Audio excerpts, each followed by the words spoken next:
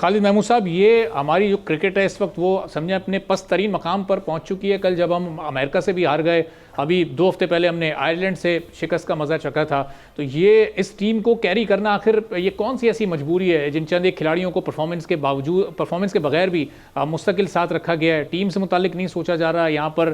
آپ سمجھیں کہ جو پرسنل ٹرمز ہیں، جو پرسنل دوستیاں ہیں، یہ اس کو اس وقت نبھایا جا رہا ہے؟ بہت شکریہ۔ میں فؤاد مصطفیٰ صاحب کی گفتگو بڑے غور سے سن رہا تھا۔ بہت اچھے پوائنٹس انہوں نے سارے لے کے آئے ہیں، تو اس کا میں خلاصہ بیان کر دیتا ہوں۔ پہلی بات تو یہ ہے کہ کرکٹ بورڈ کا سربراہ ایسا ہونا چاہیے جس کو پوری سمجھ بوجھ ہو، اس کو اندازہ ہو کہ کیسے چیزیں ہونی چاہیے۔ بدقسمتی پہلی تو یہ ہے کہ یہاں پہ پتہ ہی نہیں ہوتا کہ کب کرکٹ بورڈ بدل جائے گا، کب نیا سربراہ آ جائے گا۔ جیسے انہوں نے نام گنائے تھے پچھلے، اگر چند مہینوں میں دیکھیں تو 4-5 نام سامنے آ رہے ہیں۔ پہلے آئے نجم سیٹھی صاحب، پھر ذکا اشرف صاحب آئے، اسی کے درمیان شاید پہلے رمیز راجہ تھے ان سے، اور اب یہ موجودہ آئے ہیں محسن نقوی صاحب۔ قطع نظر ان کی اہلیت کے، ان کی قابلیت کے، ان کی واقفیت کے جو ان کو کھیل سے ہے، یہ اتنے بار اگر اچھے سے اچھے بھی سربراہ ہوتے ہیں اور آپ ان کو بدلتے رہتے ہیں، اور جیسے ایک وہ ایک ہوتا ہے نا میوزیکل چیئرز والا معاملہ، تو اس کرکٹ بورڈ کا بھی نقصان ہوتا، اس کا کرکٹ کا بھی بیڑا غرق ہوتا، ٹیم کی بھی خستہ حالی ہوتی۔ تو سب سے پہلی وجہ تو یہ ہے کہ ہماری حکومت کوئی چین ہی نہیں لینے دیتی، بار بدلتے ہیں۔ اور ایک بڑی عجیب چیز آ چکی ہے، کوئی ایک زمانہ تھا کہ کبھی بھی کوئی خود نہیں اپنے آپ کو پیش کرتا تھا کہ جی مجھے بنا دیا جائے سربراہ کرکٹ بورڈ کا۔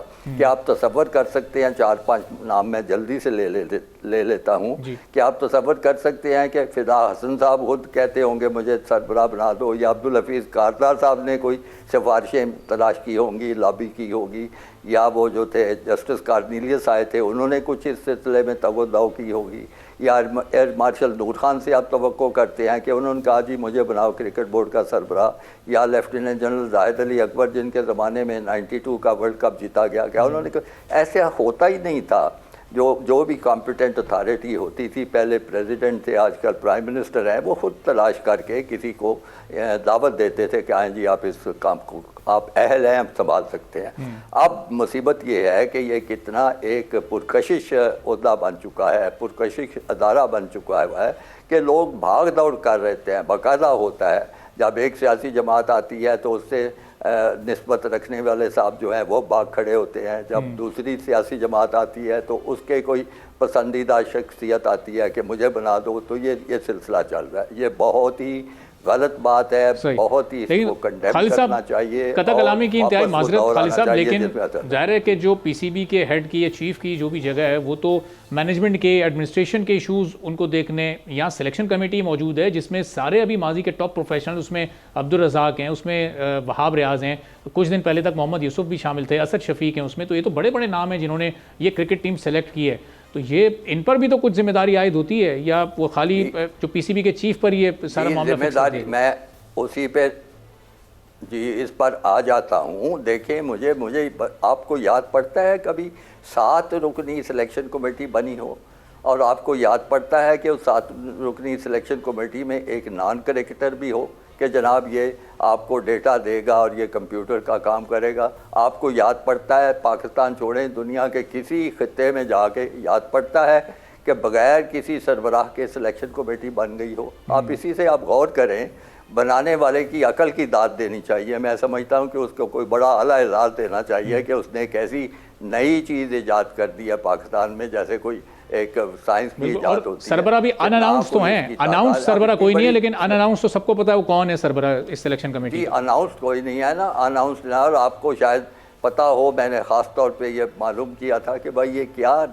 حرکت کی ہے۔ انہوں نے کہا جی وہ جو ان اناؤنس سربراہ جس کو آپ کہہ رہے ہیں کہ اس کو تو بننا تھا نا، لیکن اس کے ہوتے ہوئے، چونکہ وہ خاصے ایک جونیئر کھلاڑی ہیں، اس کے ہوتے ہوئے کوئی کام کا سینئر کھلاڑی جو تھا وہ اس سلیکشن کمیٹی کے لیے دستیاب نہیں تھا، تو پھر انہوں نے یہی شاندار فارمولہ ایجاد کیا کہ جی اس کا کوئی سربراہ نہیں ہے، لیکن وہ ان اناؤنس بن گیا۔ تو اس کی وجہ سے اب اتنی تعداد میں لوگ ہیں، کوئی ایک لے کے آ گیا, ایک دو دوسرا لے کے آ گیا, ایک دو کھلاڑی تیسرا لے کے آ گیا, تو پھر یہ ٹیم نہیں بنی ہوئی, یہ چوچوں کا مربع بن کے انہوں نے پیش کیا ہے, جس سے سب کی تسلی ہو جائے. اور پاکستان کا کیا بنتا ہے, کرکٹ کا کیا بنتا ہے, اس کے بارے میں کسی نے کچھ غور و فکر نہیں کیا. پھر اسے آگے چلیں. پھر میں 3-4 بڑے اہم دوروں پہ رہا ہوں, اور صرف 3 مجھے یاد پڑتا ہے لوگ آفیشیل ہوتے تھے ٹیم کے ساتھ. انگلینڈ کا 92 کا ٹور 5 مہینے کا, جنوبی افریقہ کا بڑا اہم دورہ, ویسٹ انڈیز کا بڑا اہم دورہ. صرف 3 آفیشیل ہوتے تھے.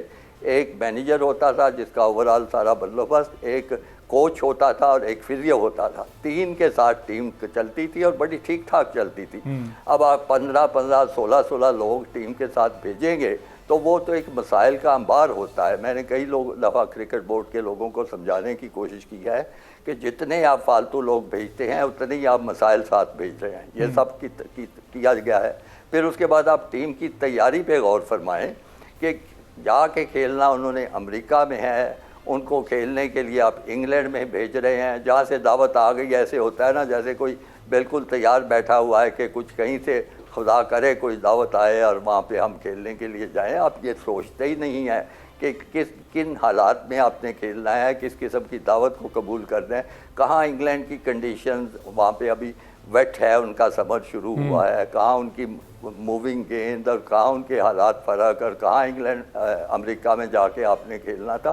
تو میں سمجھتا ہوں کہ کسی کرکٹ بورڈ میں جس میں معمولی سی بھی سمجھ بوجھ ہوتی کرکٹ کی, معمولی سی بھی اس کو پتہ ہوتا کہ انگلش کنڈیشنز کیا ہیں, امریکہ میں کیا ان کو ملے گا, تو وہ اس قسم کے دوروں کے پروگرام نہ بناتا. وہ اس کی بجائے بہتر یہ کرتا کہ امریکہ میں چند دن پہلے بھیجو, وہاں پہ وہ پریکٹس کریں, سمجھیں وہاں کے حالات سے, وہاں کی گراؤنڈوں سے, وکٹوں سے ان کی آشنائی ہو, اور تاکہ وہ بہتر.